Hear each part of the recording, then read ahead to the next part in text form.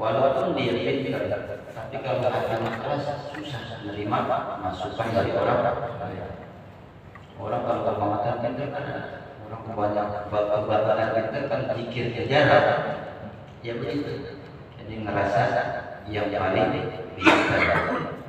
Dia udah kena penyakit yang namanya qaswatul qalbi, dinasehatkan susah. Kalau dibilangin pintaran dia, kalau dibilangin melainkan kalau kata pengajar ada sesuatu.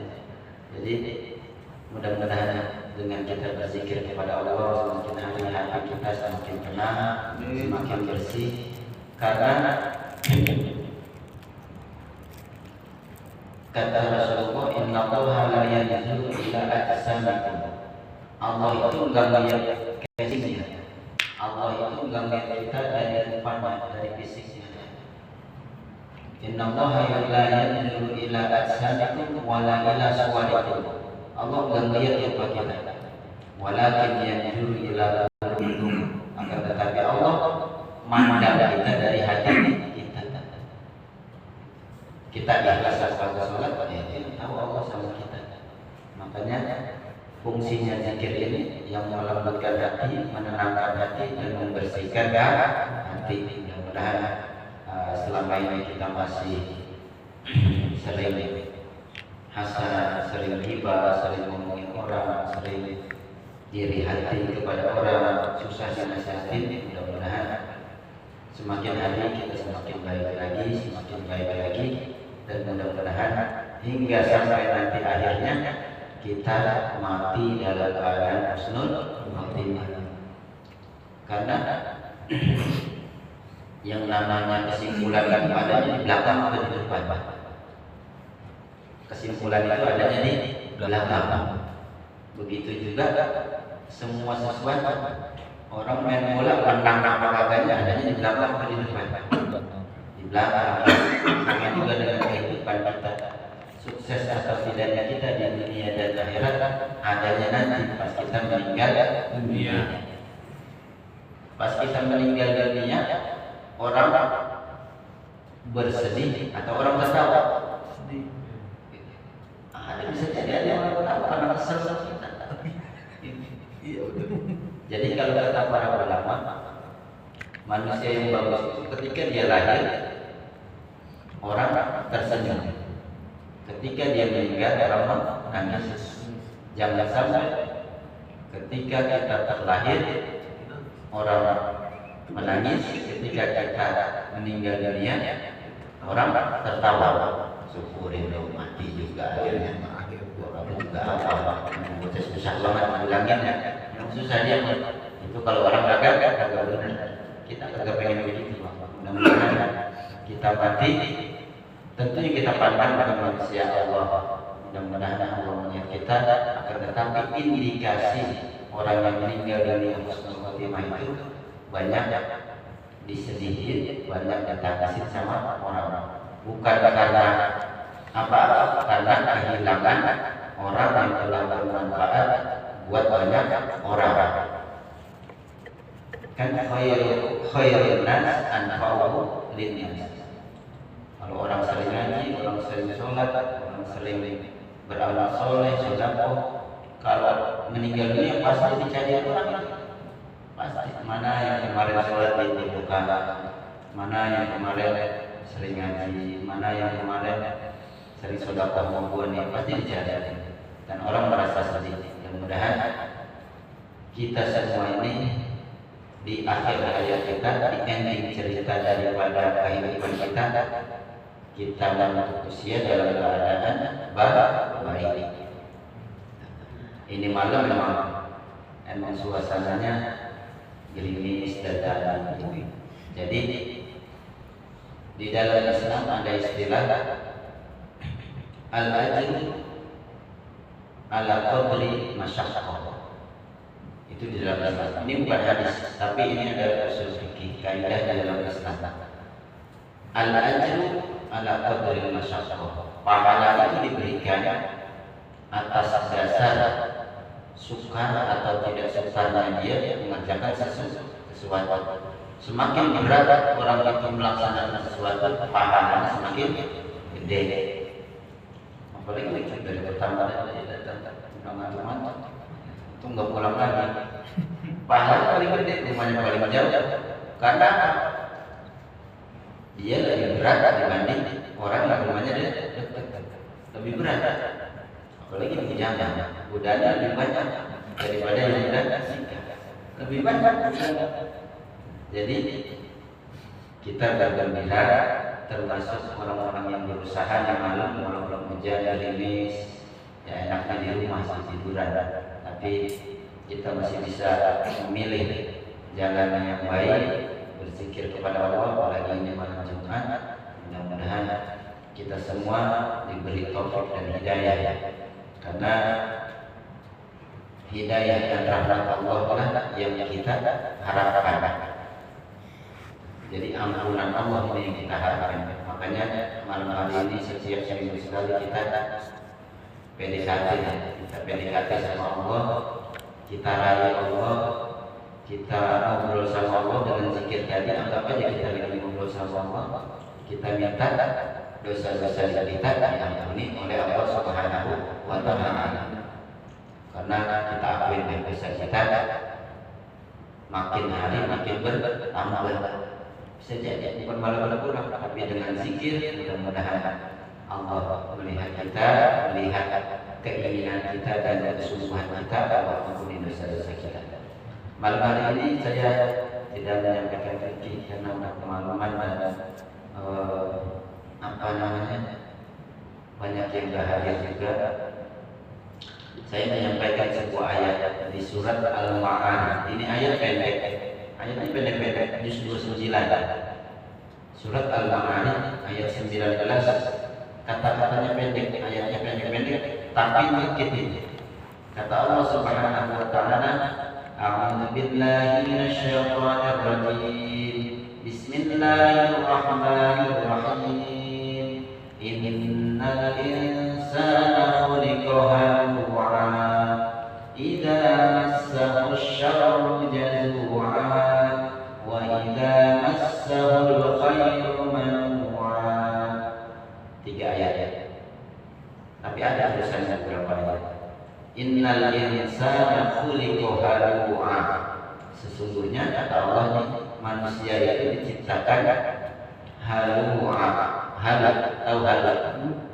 Bukan halusinasi, bukan ya, bukan hal yang dimaksud sama sulapnya, tapi halu'a di sini manusia kata Allah diciptakan itu memang potensinya itu sering banget berkeluh kesah, sering ngeluh. Intinya innal insana khuliqa halu'a. Kata Allah sesungguhnya manusia diciptakan penuh dengan sifat keluh kesah, belingsatan aja kalau kata bahasa Betawinya, terkesan pikir itu manusia. Itu manusia ya. Idza massahu syarru jazua. Ciri-cirinya manusia yang halu itu, manusia yang berkeluh kesah itu ciri-cirinya idza massahu syarru jazua. Apabila ditimpa keburukan, kesusahan, ia bisanya itu berkeluh kesah, ngeluh. Jadi kalau ditimpa keburukan, musibah, penyakit, udah yang dilakukan untuk mengeluh doang. Ngeluh, nyalahin orang lain, nyalahin Allah, nyalahin orang lain. Dia sendiri enggak disalahin. Itu ciri-ciri orang yang halu itu orang-orang yang buruk.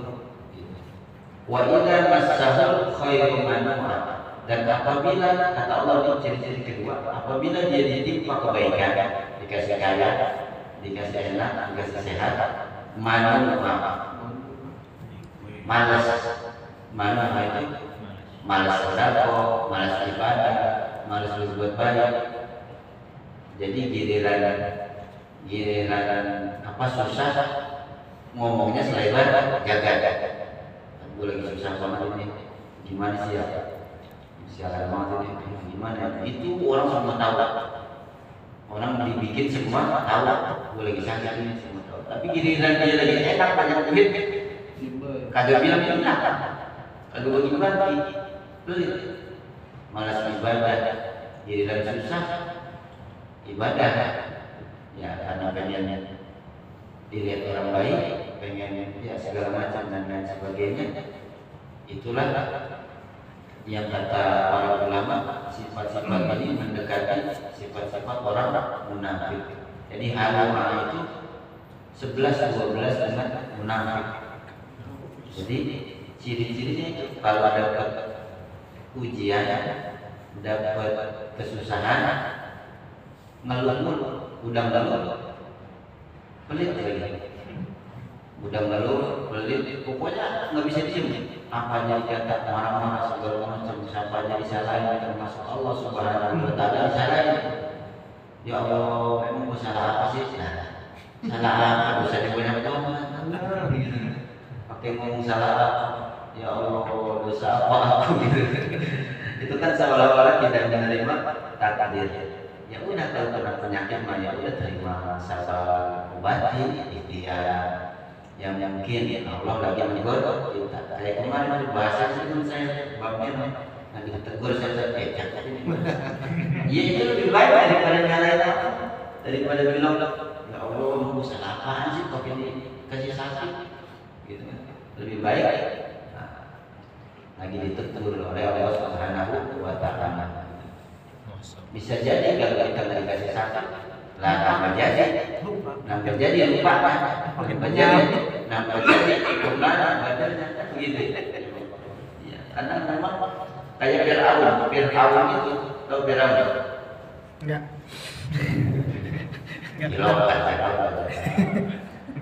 Kayak Fir'aun itu dalam sebuah riwayat dikatakan adalah salah satu manusia yang kagak pernah sakit. Itu orang fisiknya kuat banget, kekuasaannya luas. Apa yang jadi omongan dia pasti terlaksana. Makanya wajar kalau dia ngaku Tuhan, kagak pernah sakit. Sampai-sampai dia merasa dialah Tuhan. Lah makanya kita kalau dikasih sakit bersyukur. Berarti kita lagi ditegur sama Allah supaya kita jangan sombong.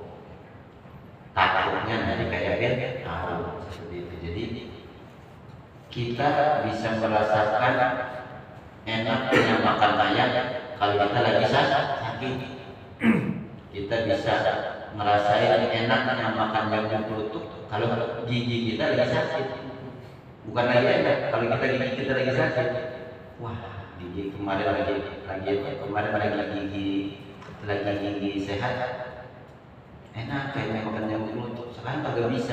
Di situ terasa berharganya sebuah gigi. Itu baru gigi. Kita baru bisa merasakan enaknya makan ayam itu kalau kita lagi mulut lagi payah. Orang enak banget makan ayam, gua kagak ini banget ini, kagak ada buat makan. Itu berarti kan berharga sebuah rasa itu. Kalau kita balik kemana aja, lagi badan sehat, lagi mulut masih enak, kemana aja. Jadi 3 ayat ini sebetulnya Allah sedang menyindir kita.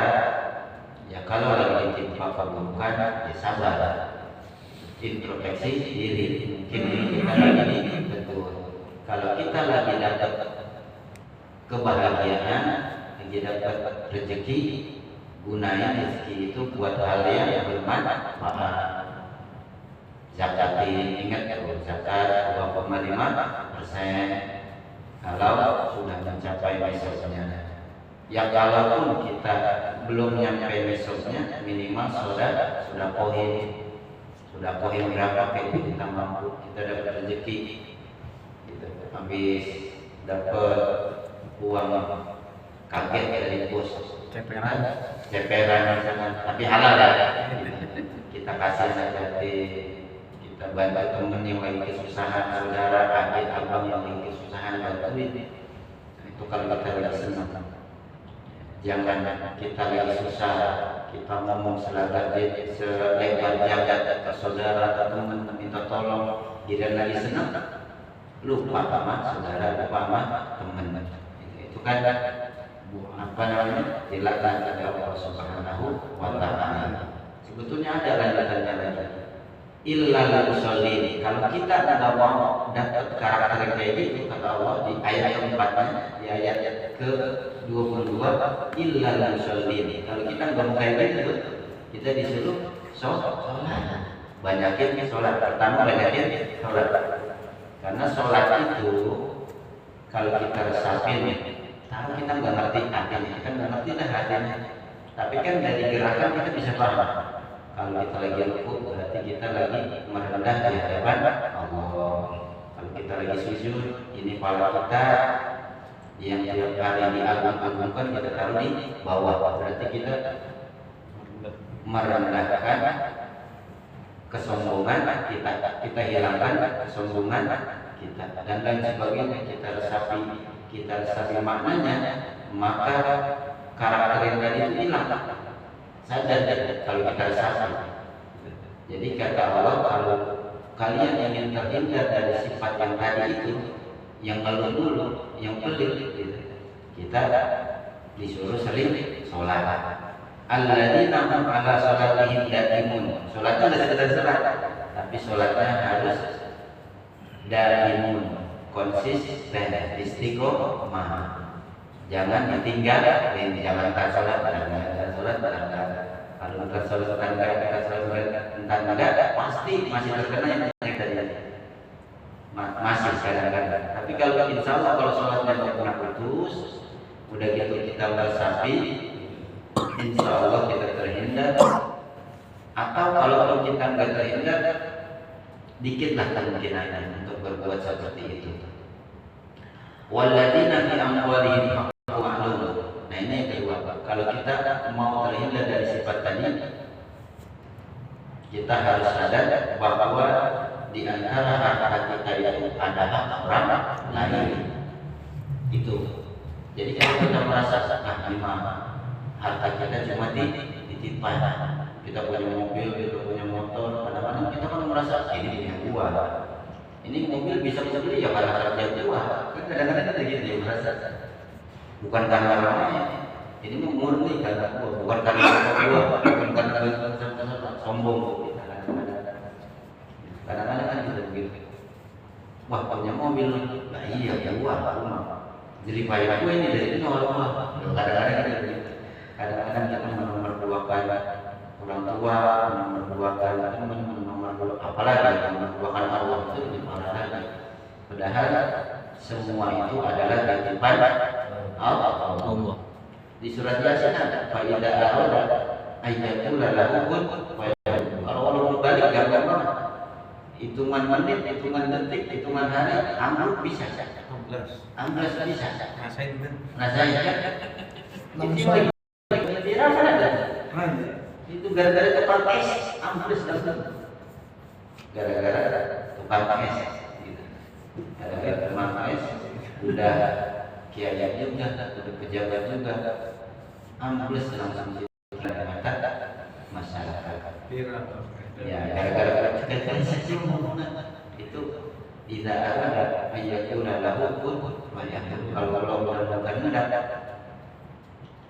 pasti jadi. Makanya kita jangan sombong.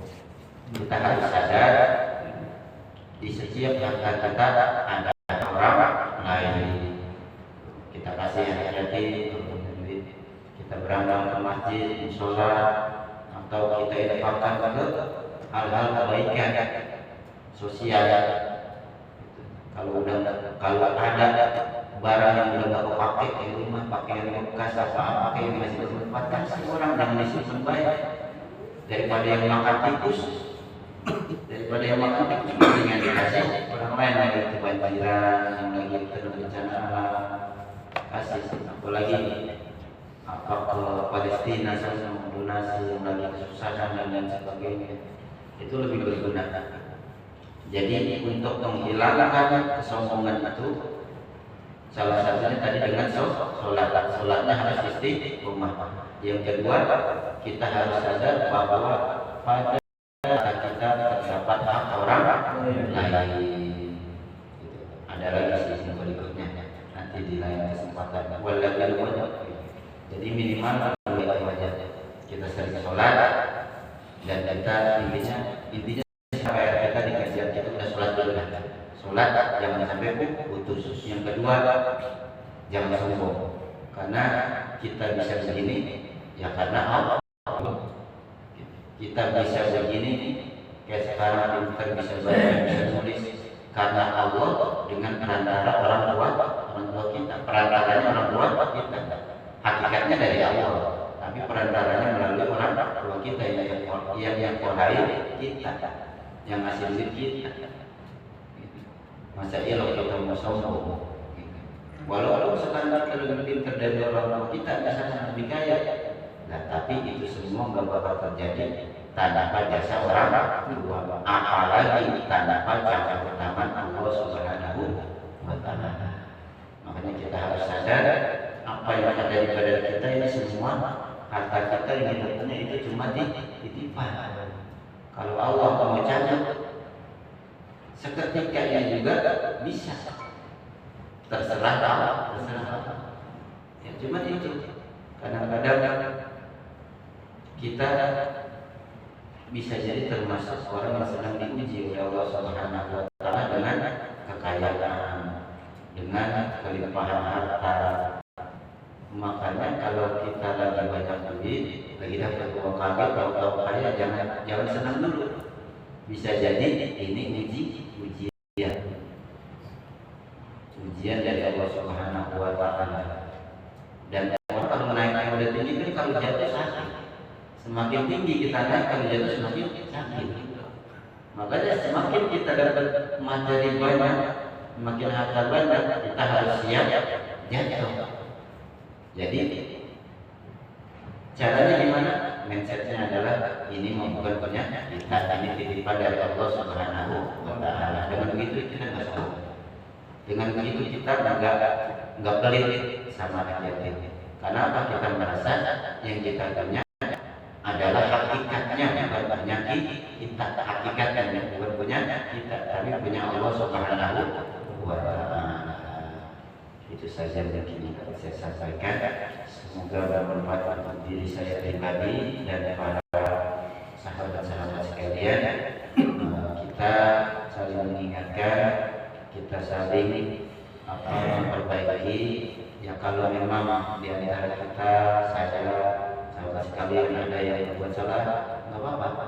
Kita saling mengingatkan, wa tawassaw bil haqqi wa tawassaw bis sabr. Saling mengingatkan dalam kebenaran, saling mengingatkan dalam kesabaran. Ya, kalau lagi tinggi ini lebih banyak, ingat awas Allah. Gitu ya. Nah, kalau lagi susah, penyakit, lagi apa bapak bernasihat, kasihnya dia nasihat dalam kesabaran. Jangan sabar doang, tapi bantuin. Ya minimal kita semangatin supaya sabar, maksudnya itu. Kita baca suratul Fatihah. Semoga kita semua bisa berjumpa lagi di pertemuan berikutnya di malam Selasa, di malam Jumat, dan mudah-mudahan kita bisa menjaga sholat kita minimal itu kita. Sholat jangan sampai putus. Mudah-mudahan kita udah cukuplah meninggalkan sholat. Dulu mungkin ada beberapa sholat yang kita tinggalkan. Sekarang udah kita minta kepada Allah minimal sholat kita jangan putus 5 waktu. Al-Fatihah. A'udzu billahi minasyaitonir rajim. Bismillahirrahmanirrahim. Alhamdulillahirabbil alamin arrahmanir rahim maliki yaumiddin. Iyyaka na'budu wa iyyaka nasta'in. Ihdinas siratal mustaqim. Shiratal ladzina an'amta 'alaihim ghairil maghdubi 'alaihim waladdallin. Amin. Bismillahirrahmanirrahim. Bismillahirrahmanirrahim. Bismikallahumma wa bihamdika asyhadu an la